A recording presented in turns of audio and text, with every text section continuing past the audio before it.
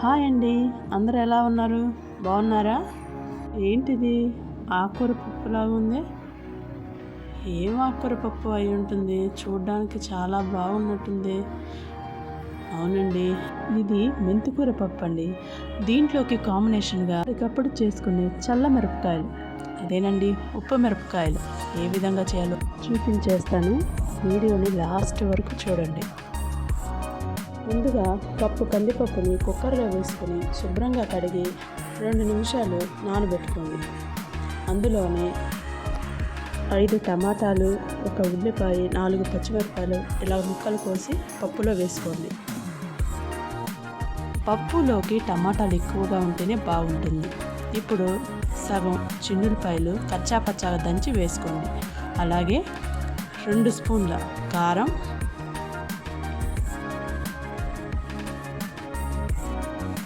2 స్పూన్లు అంటే మీ రుచికి సరిపడా ఉప్పు వేసుకోండి. 1 స్పూన్ జీలకర్ర, చిటికెడు పసుపు. దీంట్లోనే మనం శుభ్రంగా కడిగి పెట్టుకున్న 5 కట్టల మెంతు ఆకుకూరని ఈ విధంగా వేసుకోండి. ఇందులో కొంచెం చింతపండు, అలాగే కొంచెం కొత్తిమీర వేసుకొని హై ఫ్లేమ్ మీద 5 విజిల్ వచ్చే వరకు ఉడికించుకోండి. ఇలా ఉడికించుకున్న పప్పుని శుభ్రంగా పప్పు గుత్తితో మెదుపుకోవాలి. ఇలా మెదుపుకున్న తర్వాత చూడండి, మెదుపుకోగానే ఎంత కలర్ఫుల్గా కనిపిస్తుందో కదా, చూస్తేనే నోరు ఊరిపోతుంది కదా. దీంట్లోకి పోపు వేసేసుకుందాం. ఇప్పుడు ప్యాన్లో ఆయిల్ పోసుకొని వేడి చేసుకోవాలండి. ఆయిల్ కాగాక పోపు దినుసులు వేసి వేయించుకోవాలి. దీంట్లోకి ఒక ఉల్లిపాయను, ఎండుమిర్చి, అలాగే కచ్చా పచ్చాగా దంచుకున్న వెల్లుల్లి, కరివేపాకు అన్నీ వేసి బాగా ఆయిల్లో వేయించుకుందాం.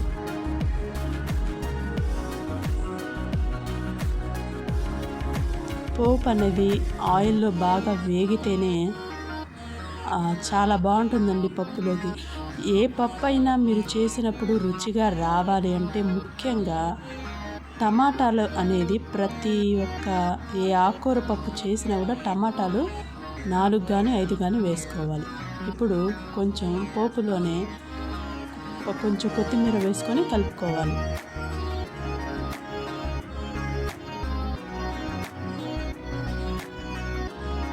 ఇలా బాగా కలుపుకొని కొంచెం కొత్తిమీరను కూడా వేయించుకుంటే ఆయిల్లో బాగుంటుంది. అయిపోయింది కదా. ఇప్పుడు తీసి మనం ఇందాక రుబ్బి పెట్టుకున్న పప్పులోకి వేసేసుకొని కలిపేసుకుందాం.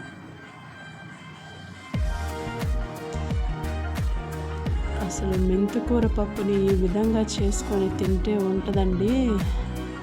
ఒట్టి పప్పేనా, దీంట్లోకి ఉప్పు మిరపకాయలు కాంబినేషన్ అయితే చాలా బాగుంటుంది కదా.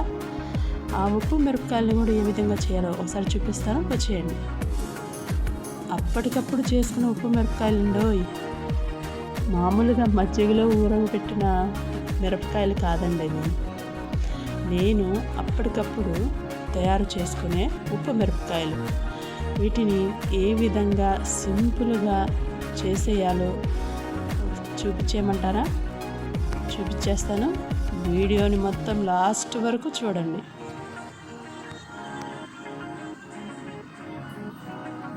ఇప్పుడు కొన్ని పచ్చిమిర్చిని చూడండి, వీడియోలో చూపిస్తున్నావా, ఒక 10 నుంచి 12 దాకా 15 దాకా అలా తీసుకోండి. మేము ఈ ఉప్పు మిరపకాయలని ఈ విధంగా అప్పటికప్పుడు చేసుకొని కొంచెం ఎక్కువ తింటామండి. ఇప్పుడు ఒక్కొక్క పచ్చిమిర్చిని ఇలా తీసుకొని మనం మిరపకాయల బజ్జీలకి మధ్యలో కట్ చేస్తాం కదా, మధ్య భాగం అలాగ కట్ చేసుకోవాలండి.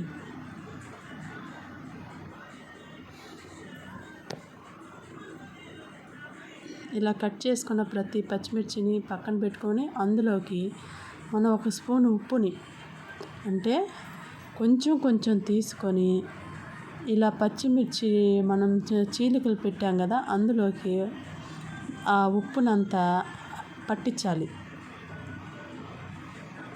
చూడండి, నేను వీడియోలో చూపిస్తున్నాను కదా, అదేవిధంగా ఉప్పును తీసుకొని మిరపకాయ మొత్తానికి పట్టించాలి.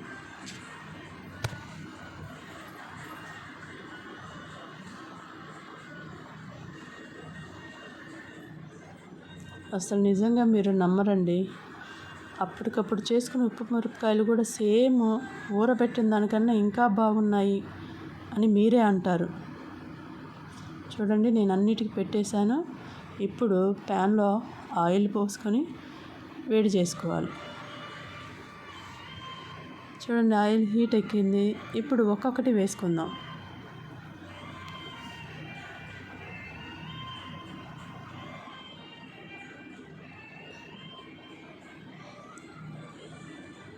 ఇలా అన్నీ కలిపి వేసుకున్న తర్వాత చూడండి, అప్పుడే మిరపకాయలు ఏ విధంగా కలర్ చేంజ్ అయిపోతుందో చూసారా? వా, నాకు చాలా అంటే చాలా ఇష్టమైనది అండి. నేను ఏ ఆకుకూర పప్పు చేసినా నాకు కంపల్సరీగా ఇవి ఉండాల్సిందే. మీరు కూడా అసలు మానరు ఒక్కసారి చేసుకుంటే. అసలు పచ్చిమిర్చిని ఊరబెట్టకుండానే ఈ విధంగానే ప్రతిసారి మీరు ఇలాగే చేసుకొని తినేస్తారు, కరకరలాడుతూ. చాలా బాగుంటుందండి పప్పులోకి అయితే. నాకు గోంగూర పప్పులోకి అయితే నాకు చాలా ఇష్టం. చూడండి, సేమ్ అలాగే ఉన్నాయి కదా. ఉప్పు మిరపకాయలు, ఊరబెట్టిన మిరపకాయలు ఏం పనికి వస్తాయండి వీటి ముందు? చూడండి,